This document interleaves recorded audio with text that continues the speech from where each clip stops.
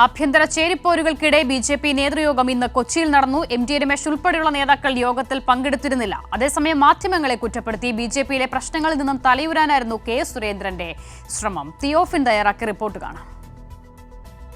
ഉപതെരഞ്ഞെടുപ്പിന് പിന്നാലെ ബി.ജെ.പിക്കുള്ളിലെ ആഭ്യന്തര പ്രശ്നങ്ങളും ചേരിപ്പോരുകളും ഒക്കെ രൂക്ഷമായതിന് പിന്നാലെയാണ് ഇന്ന് നിർണായക നേതൃയോഗം കൊച്ചിയിൽ ചേർന്നത്. എം.ടി. രമേശും കൃഷ്ണദാസും ഉൾപ്പെടെയുള്ള ഏതാനും നേതാക്കൾ ഈ യോഗത്തിൽ പങ്കെടുത്തില്ല എന്നതും ഏറെ ശ്രദ്ധേയമാണ്.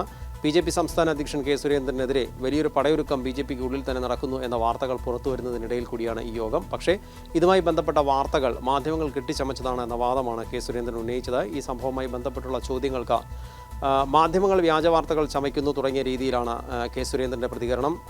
പിതൃശൂന്യമായ വാർത്തകൾ മാധ്യമങ്ങൾ നൽകുന്നു എന്നും വരെ ആക്ഷേപിക്കാൻ കെ സുരേന്ദ്രൻ തയ്യാറായി. അതേസമയം ഉപതെരഞ്ഞെടുപ്പുമായി ബന്ധപ്പെട്ട വിഷയങ്ങൾ ഇന്നത്തെ യോഗത്തിൽ ചർച്ച ചെയ്തില്ല എന്നും സുരേന്ദ്രൻ പറയുന്നുണ്ട്. കാരണം സംഘടനാ തെരഞ്ഞെടുപ്പ് നടക്കാനിരിക്കുന്നു. പാർട്ടിക്ക് ബി.ജെ.പിയുടെ സംസ്ഥാന തലത്തിലുള്ള പുനഃസംഘടന വരുന്നു. അതിന് മുന്നോടിയായി മണ്ഡലം തലത്തിലുള്ള പുനഃസംഘടന അടുത്ത മാസത്തോടുകൂടി പൂർത്തിയാകും.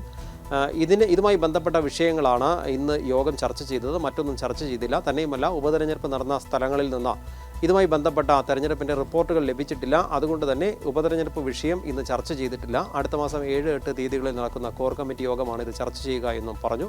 പക്ഷേ ആഭ്യന്തര വിഷയങ്ങളുമായി ബന്ധപ്പെട്ട ചോദ്യങ്ങൾക്ക് ഇത്തരത്തിലുള്ള വിഷയങ്ങളൊന്നുമില്ല, ബി.ജെ.പിയിൽ ഗ്രൂപ്പില്ല എന്ന് വാദിക്കുന്നു. അതോടൊപ്പം തന്നെ മാധ്യമങ്ങൾക്കെതിരെ കുതിര കയറാനാണ് ഈ വിഷയവുമായി ബന്ധപ്പെട്ട കെ സുരേന്ദ്രൻ്റെ ശ്രമം. അത് യോഗത്തിന് മുൻപുമുണ്ടായി. യോഗശേഷം നടന്ന വാർത്താ സമ്മേളനത്തിലും അതേ നിലപാട് തന്നെ സുരേന്ദ്രൻ സ്വീകരിച്ചു. തെറ്റായ വാർത്തകൾ മാധ്യമങ്ങൾ നൽകുന്നു എന്ന് ആരോപിക്കുന്നു. മാധ്യമങ്ങൾ അധിക്ഷേപിക്കാനും സുരേന്ദ്രൻ മടി കാണിച്ചില്ല. എന്തായാലും ഇത്തരം അധിക്ഷേപത്തിന് അല്ലെങ്കിൽ മാധ്യമങ്ങളെ കുറ്റപ്പെടുത്തുന്നതിന് പിന്നിൽ സംഘടനയിലെ വിഷയങ്ങൾ പുറത്തു വരുന്നതും തനിക്കെതിരെയുള്ള ഒരു പടയൊരുക്കം മാധ്യമങ്ങളിലൂടെ പുറത്തറിയുന്നു എന്നതിലുള്ള ഒരു വിഷമമാണ്. അല്ലെങ്കിൽ അതിലുള്ള പ്രതിഷേധമാണ് ഒരുപക്ഷെ മാധ്യമങ്ങൾക്കെതിരെയുള്ള ആരോപണമായി സുരേന്ദ്രൻ ഉന്നയിച്ചതെന്ന് തന്നെ വ്യക്തമാകും.